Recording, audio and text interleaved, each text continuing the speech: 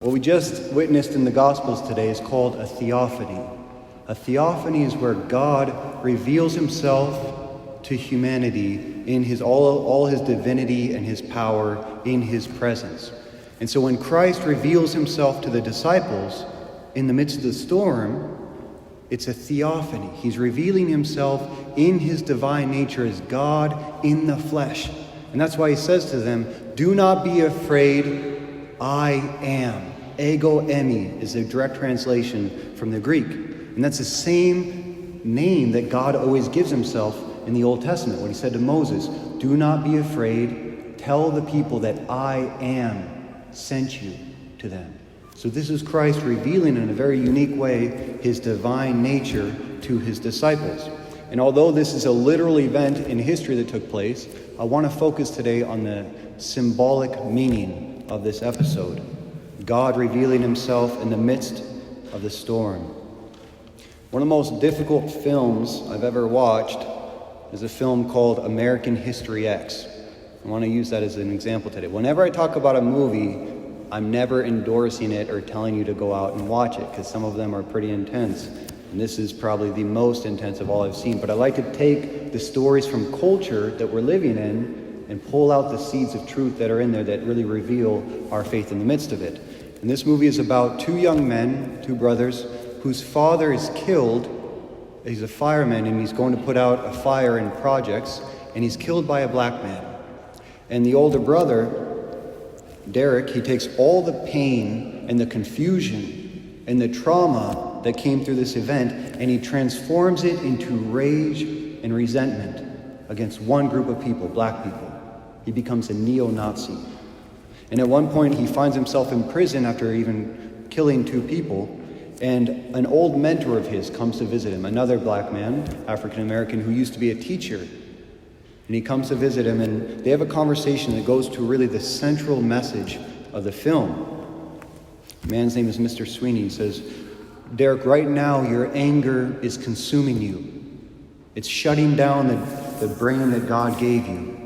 And Derek says, "What makes you think you know all about what's going on inside me? You don't know anything about me." And he says, "I know about me, and I know the place that you're in right now. There was a moment when I used to blame everything and everyone for all the pain and suffering and vile things that happened to me, that I saw happen to my people. Blamed everyone, blamed white people, blamed society, blamed God. I didn't get no answers because I was asking the wrong questions. You got to ask the right questions." Derek asks, "Like what?" Like, has anything you've done in your life made your life better? And that question, it transforms Derek. For the first time, he starts to reflect on everything he's been doing ever since he experienced that traumatic event. And he says at one point, "I kept asking myself, how did I buy into all this white supremacist garbage? It was because I was pissed off. And nothing I ever did took that feeling away. And I'm tired of being pissed off all the time." And sometimes that's where the road to redemption begins. You have to get tired of being angry and ask the question, is anything I'm doing making my life better? So how does this relate to the gospel? Well, what happened to Derek after his father was killed can happen to every single one of us in our experience of suffering in life. The death of his father took him from the safety of his ship that he was on, and it threw him into a raging sea of anger, of rage, and confusion. And while he was in the sea, in those storms, he took all the pain that he was feeling, and he geared it towards one group of people, and he made them the object of all his rage. And the deeper that he looked into the chaos, the deeper that he looked into his suffering, the deeper he was sinking into the waters. And that's essentially what Medusa represents, right? Medusa with all the snakes coming out of her head. If you look too deep into her eyes, what happens? You turn to stone. And the symbolic meaning of that is, if we look too deep into suffering, into the evil that's around us, it turns us to stone. so we can't move forward, and we just begin to sink. And that also points to the symbolism of Christ, God in the flesh, walking above the waters of chaos. Jesus reveals himself as the one who has the power to pull us up from the depths of our own resentment, our sorrow, our confusion, when suffering threatens to pull us under. There's just one condition. There's one thing we must do in order to experience him there. We must look at Jesus Christ. Or like Peter, we sink. I was thinking maybe that's the difference between Cain and Abel. Cain's sacrifice was rejected. Abel's sacrifice was acceptable.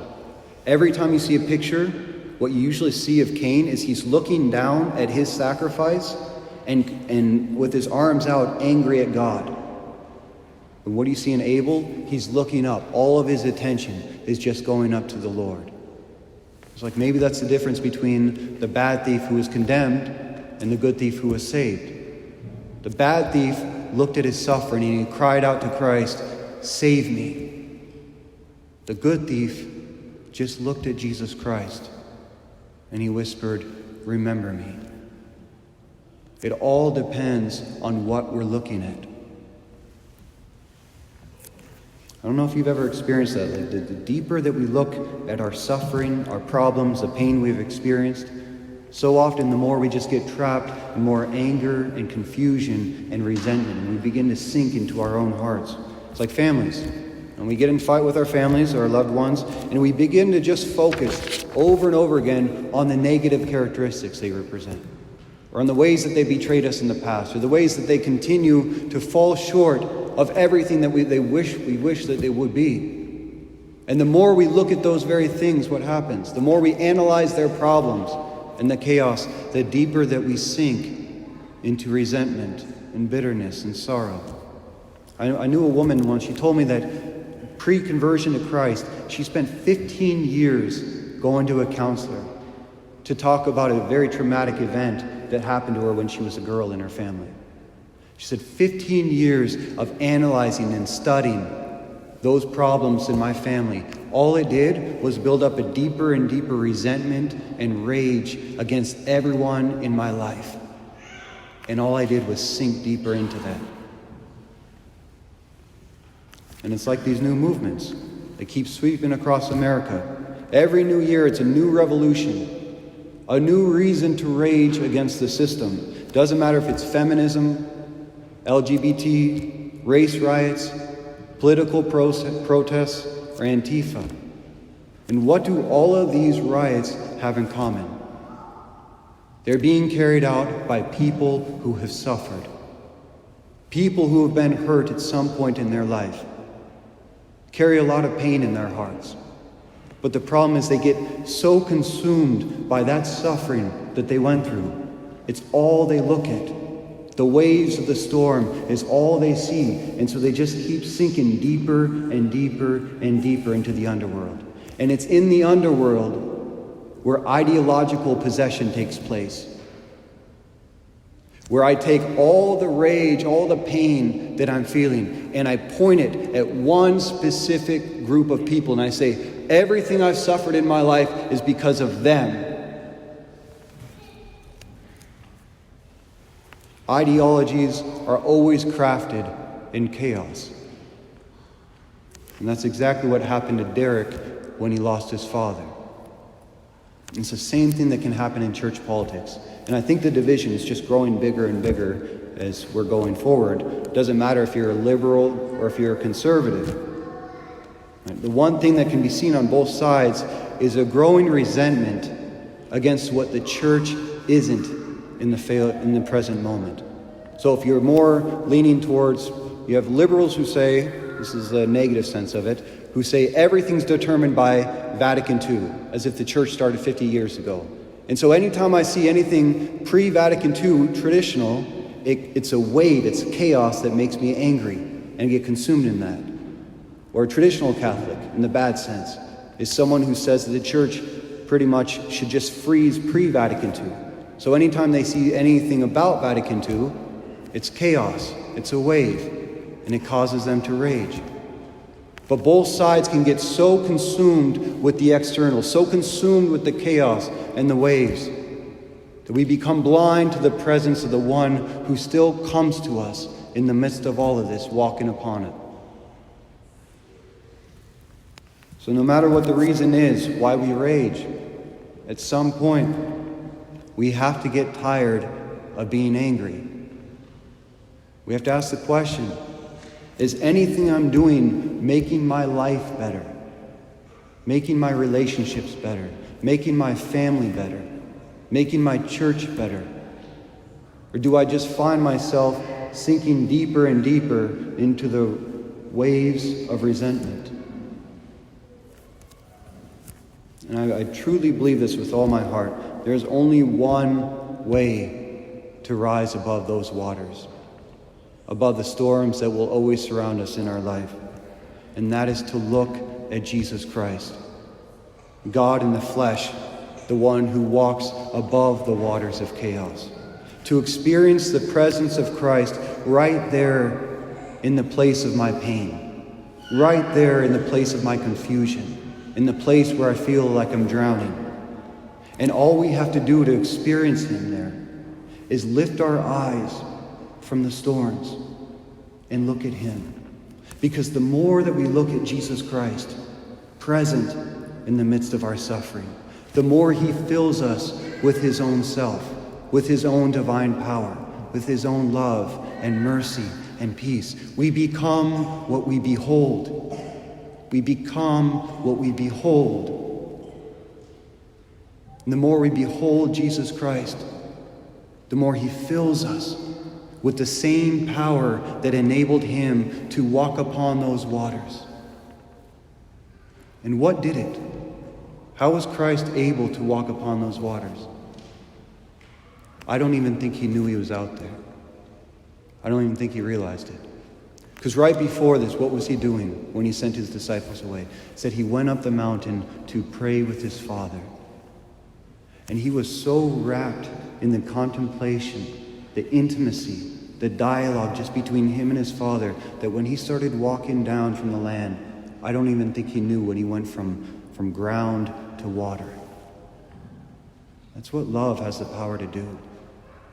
It lifts us above all the chaos around us. Everyone experiences that when you fall in love. It's so easy to get ideologically possessed when you're angry. The greatest escape for that is falling in love.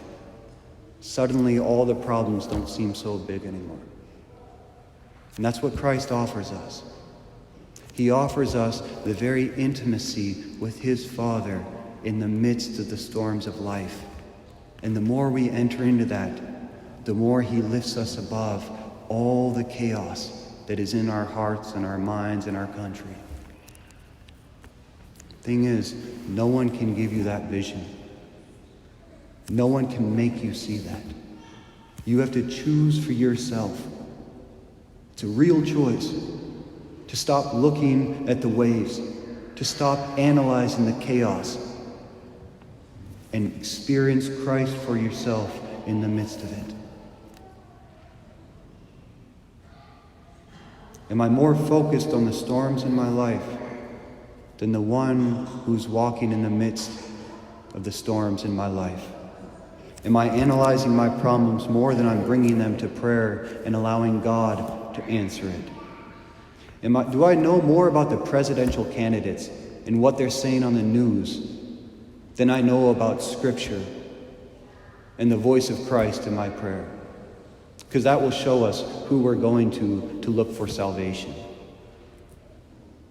Because there will always be new storms, new waves, new reasons to be resentful in our life. And we can spend our entire lives drowning in it. But there's another reality that is always there for us if we lift our eyes. The theophany of God in the flesh, right there in the midst of it.